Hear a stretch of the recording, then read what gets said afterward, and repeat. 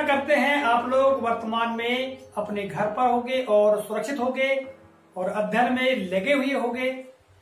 विद्यार्थियों, आज के इस कालखंड में हम आपकी कक्षा 6वीं की इंग्लिश रीडर जनरल सीरीज की पुस्तक से लेसन 1, जैसा कि आप यहाँ देख रहे हैं, लेसन 1 द ट्री, यह लेकर आए हैं। और इस लेसन में जो जानकारी दी गई है, जो बातें दी गई है, उनको बेहतर तरीके से सरल और सहज शब्दों में आप लोगों को समझाने का प्रयास करेंगे।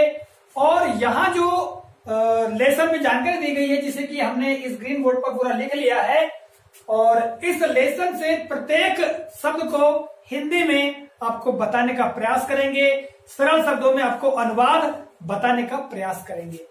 तो सबसे पहले हम देख लेते हैं आपकी इंग्लिश रीडर पुस्तक को कि उसमें किस प्रकार जानकारी दी गई है, और आप स्वयं भी अपने घर पर इंग्लिश रीडर बुक लेकर बैठे और वहां से आप समझने का प्रयास करें। तो देखिए, ये है आपकी इंग्लिश रीडर बुक, और इस बुक में आप यहाँ देखेंगे तो ये देखिए, ये है आपका लेसन 1 द ट्री, और यहाँ आप देख रहे हैं ट्री के पिक्चर, और यहाँ लेसन से संबंधित महत्वपूर्ण बातें दी गई हैं। ठीक है, और ये जो लेसन है, यह 2 पेजेस में दिया गया है। इस पेज में देखिए ट्री के पिक्चर बने हुए हैं और विवरण दिया गया है। ठीक है, चूंकि इस लेसन को हमने ग्रीन बोर्ड पर लिख लिया है, जैसा कि आपने देखा, वहीं से हम आपको समझाने का प्रयास करते हैं। तो बच्चों, जैसा कि इस लेसन का नाम है द ट्री, और देखिए आप हमारे पास देख रहे हैं, यह एक ट्री का कटआउट हमने तैयार किया है। यह क्या है? एक बनियान ट्री है। क्या है ये? Banyan tree. बनियान ट्री है। तो इस बनियान ट्री के बारे में हम जानकारी प्राप्त करेंगे, किंतु इसके पहले यहाँ पर R.L. स्टीवेंसन जो कवि है, उन्होंने 4 लाइनों की एक छोटी सी राइम, छोटी सी कविता यहाँ पर लिखा है। उस पोयम को हम आपको पढ़ के सुनाते हैं और इसका अनुवाद भी बताते हैं। ठीक है? yes. देखिएगा, हम पढ़ते हैं, हाव भाव के साथ में आपको दोहराना है मेरे पीछे।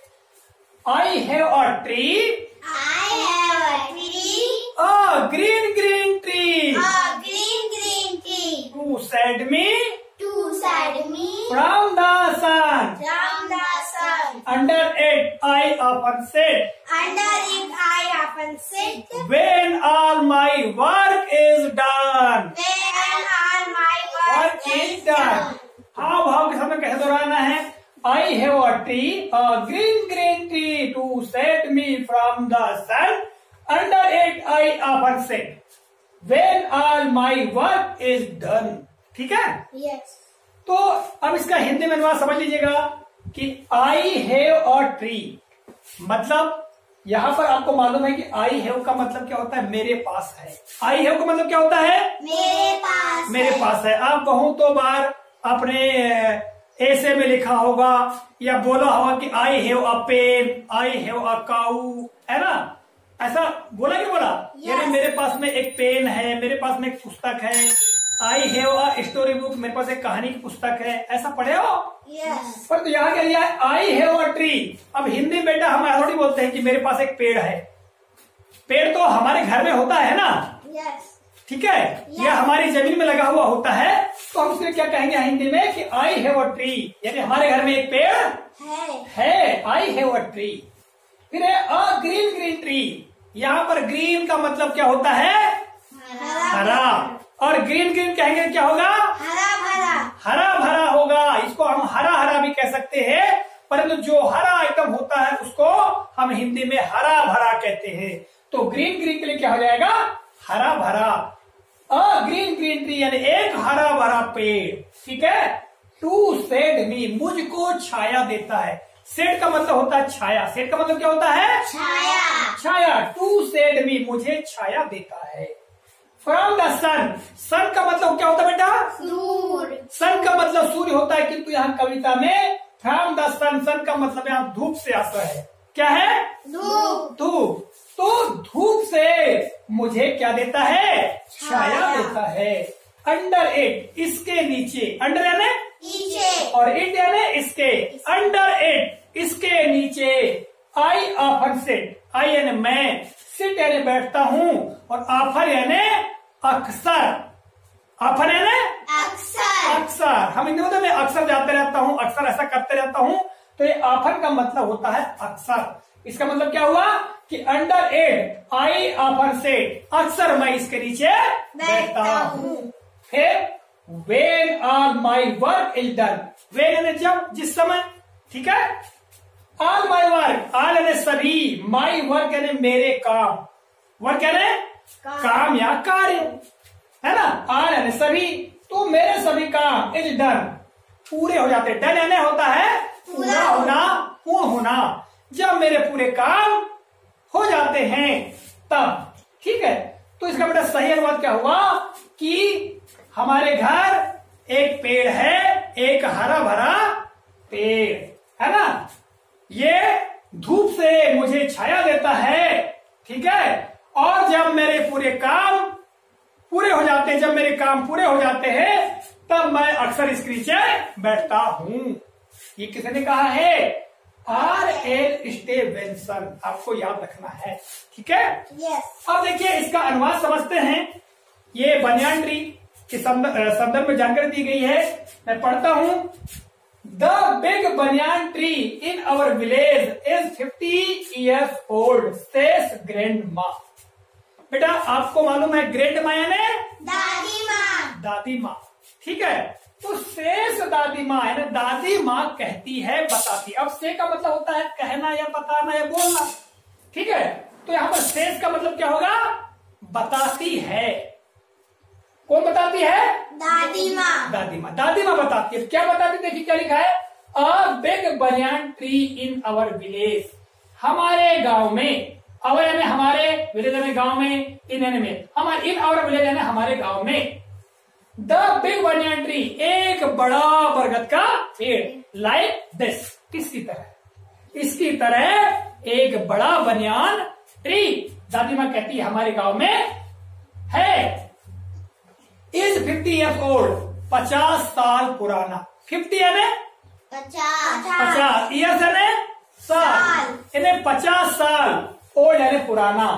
तो दादी माँ कहती है कि हमारे गांव में एक बड़ा बरगद का पेड़ 50 साल पुराना है।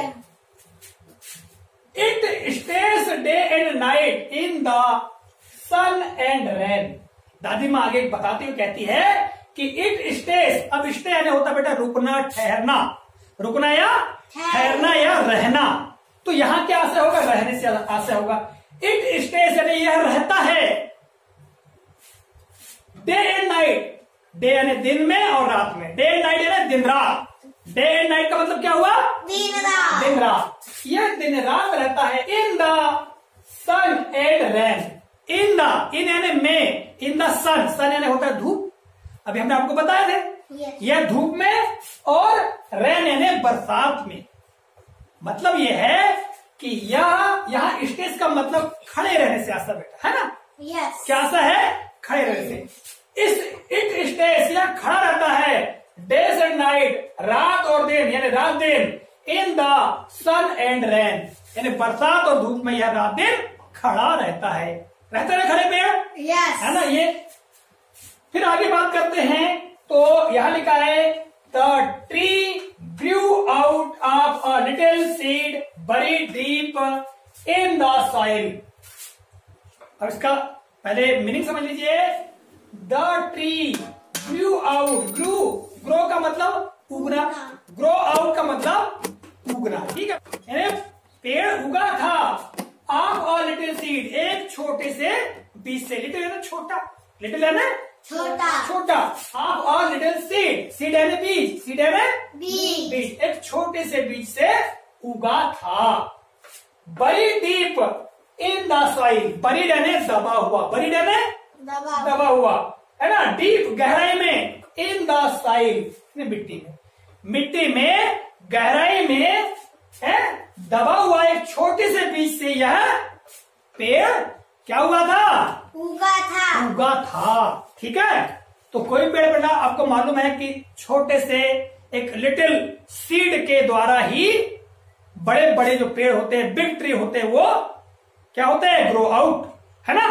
होते कि नहीं होते? उगते हैं। आगे हम बात करते हैं, वेन द रेन फेल, अब ये बेटा देखो वेन यानी जब, द रेन फेल रेन यानी बरसात का मतलब होता है गिरना, फाल फेल फालन, ये क्रिया के 3 रूप होते हैं। तो यहाँ पर फेल यानी यहाँ रेन फेल का मतलब हो बरसात का होना, बरसात ऊपर से आती नहीं आती, इसलिए रेन फेल कहते हैं। तो यहाँ पर क्या होगा, वेन द रेन फेल, जब बरसात हुई, the seed woke up from its sleep. अब यहां देखिए बेटा कि द सीड woke up का मतलब जागना, जागा है ना, वेकअप यानी जागना, woke up यानी जागा, ठीक है। Yes. तो the seed woke up from its sleep, sleep का मतलब होता है सोना, परंतु यहां पर सोने से आशा नहीं, यहां नींद से आशा है। कैसे आशा है? नींद से।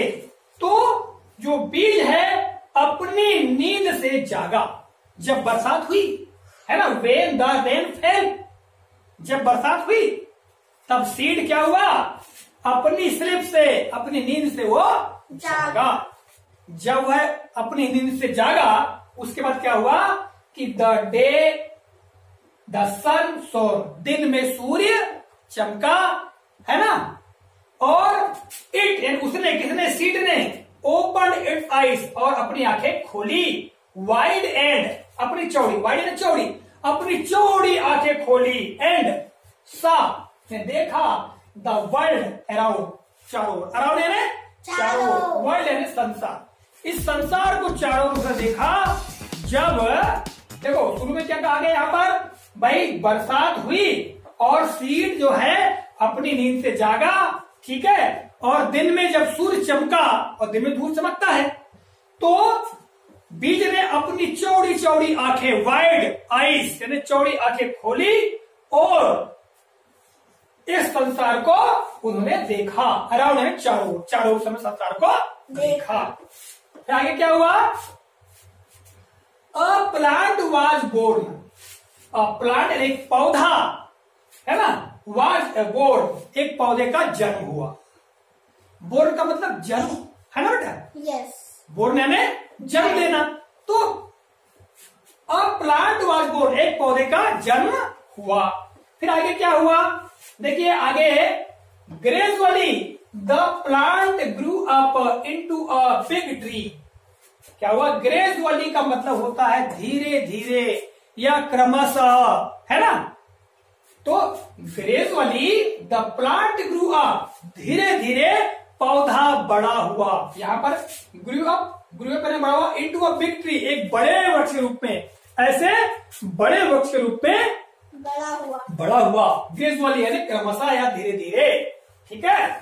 हाँ, इट स्प्रेड इट्स ब्रांचेस, उसने अपनी शाखाएं फैलाई, ब्रांचेस मतलब शाखाएं, यहाँ देखिए ये शाखाएं, ब्रांचेस है, ये दिख रहा है, Yes. हाँ ये ब्रांचेस है। उसने अपनी क्या की, शाखाएं स्प्रेड की, स्प्रेड किया ने फैलाई, देखा है बेटा यहाँ पर, है ना। फ्लावर्ड एवरी ईयर, और उसमें हर साल फूल आए, क्या है, फूल आए। फ्लावर का मतलब फूला, हर साल वह फूला, एवरी ईयर यानी हर साल, and bore fruit like berry, और उसने ढेर सारे बेरी की तरह, बेरी यानी बेरी की तरह उसने फलों को क्या किया, प्रोड्यूस किया, पैदा किया, ठीक है। Yes. हर साल। इस बनियान ट्री ने, आपने देखा होगा अपने स्कूल में एक बनियान ट्री है, Yes. है ना, सेम टू सेम ऐसे है कि नहीं है? Yes. हाँ, और उसकी बेरी भी आपने देखी होगी। Yes. हाँ, it grew bigger and bigger and spread it's branches wider and wider.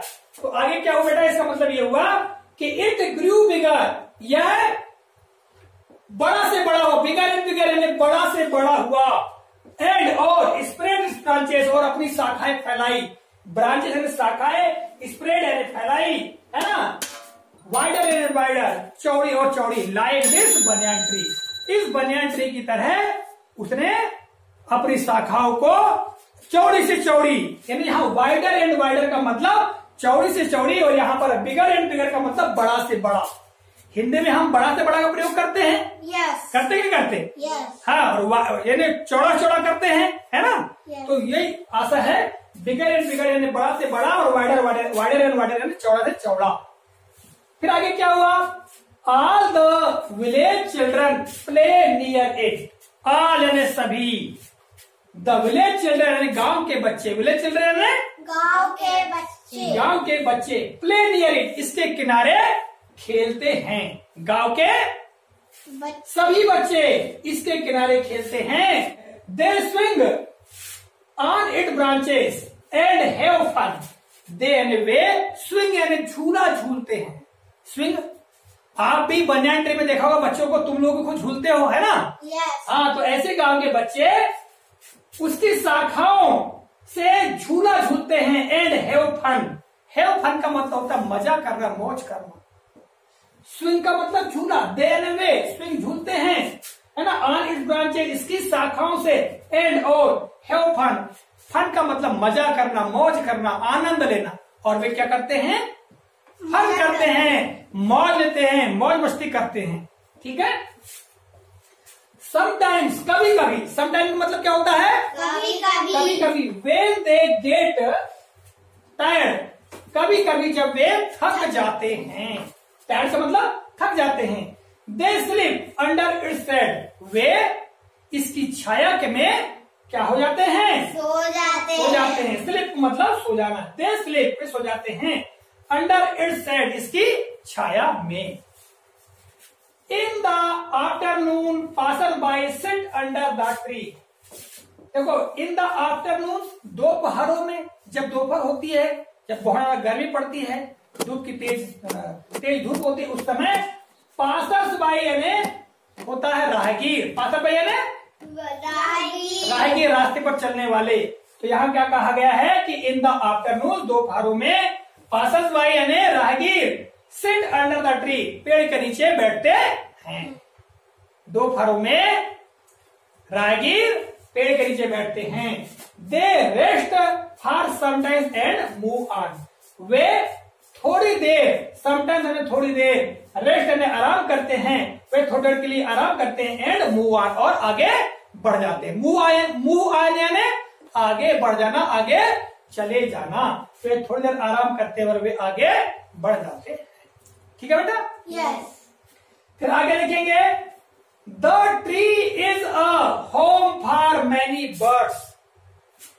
The tree यानी पेड़, इज यानी है, अ होम यानी एक घर, फॉर मैनी बर्ड्स यानी कई तरह के पक्षियों, स्मॉल एनिमल्स यानी छोटे छोटे जानवरों, एंड इंसेक्ट्स यानी कीड़े मकोड़ों, जैसे, लाइक यानी जैसे, स्पैरोस यानी गौरैयों, पैरट्स यानी तोतों, पिजन्स यानी कबूतरों, क्रोस यानी कौवों, स्क्वायरल्स यानी गिलहरियों, एंड यानी और, एंड्स यानी चींटियों।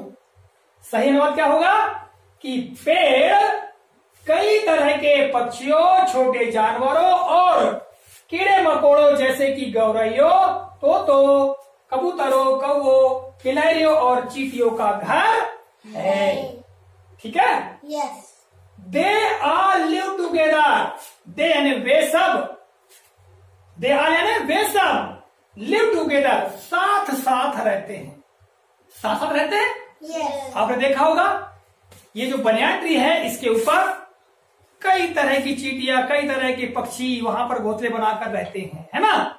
और दिन भर इसकी जो बेरी है उनको खाते रहते हैं। देखा है ना? yes. हाँ। The tree gives fresh air to, the tree यानी जो पेड़ है, ये पेड़ गिव्स देता है, फ्रेश एयर यानी ताजी हवा, टू यानी भी, यह पेड़ ताजी हवा भी देता है। यहाँ पर TOO का मतलब होता है बेटा भी। ठीक है? yes. याद रखना है। फिर देखिए आगे, ग्रैंड माँ क्या कहती है? सेस ग्रैंड माँ, दादी माँ बताती है, see how useful our tree is, देखो हमारा पेड़ कितना उपयोगी है। यूजफुल है ना? उपयोगी। सी एंड देखो, how useful our tree is, हमारा यह पेड़ कितना उपयोगी है।